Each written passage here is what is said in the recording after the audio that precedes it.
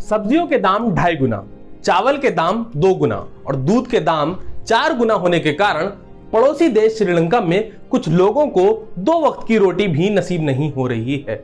यहाँ पर चावल 220 रुपए प्रति किलो, 1 किलो दूध का पाउडर 1900 रुपये का, 1 किलो चीनी 240 रुपये और एक अंडा 30 रुपये तक पहुंच गया है।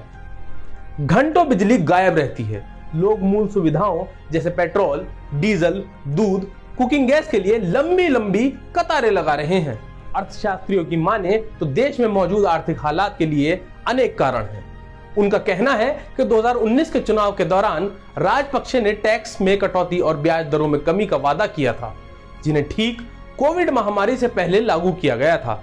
इससे श्रीलंका की आर्थिक स्थिति में भारी असर पड़ा। महामारी आई तो देश का पर्यटन क्षेत्र भी ठप हो गया। आपको बता दें कि श्रीलंका एक आइलैंड नेशन है, यानी द्वीप देश। इसकी अर्थव्यवस्था का अधिकांश हिस्सा पर्यटन से आता है, लेकिन जब वो भी ठप हो गया तो अर्थव्यवस्था पे गहरा घाव तो पड़ना ही था।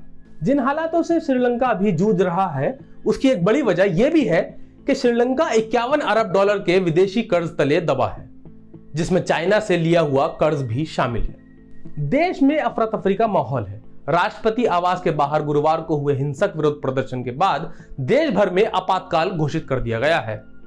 गुरुवार को प्रदर्शनकारियों ने राष्ट्रपति गोटाबाया राजपक्षे के निजी आवास के पास लगे बैरिकेड्स पर धावा बोल दिया था।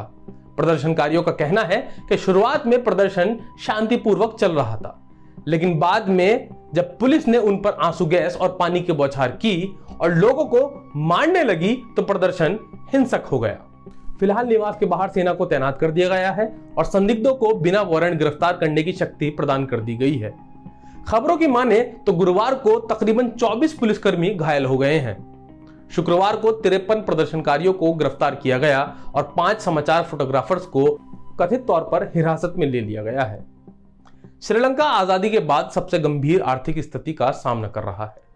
खाने के सामान के बढ़ते दाम और इसकी कमी के कारण लोग बेहाल हैं। लोगों के पास पैसे तो हैं, लेकिन बाजार में सामान नहीं। मौजूदा संकट से उभरने के लिए श्रीलंका ने भारत से $1 बिलियन की मदद की गुहार की है। इसके साथ साथ चीन से भी कर्ज चुकाने के समय में राहत और आर्थिक संकट से उभरने के लिए कुछ और कर्ज मांगने की आस दिखाई है।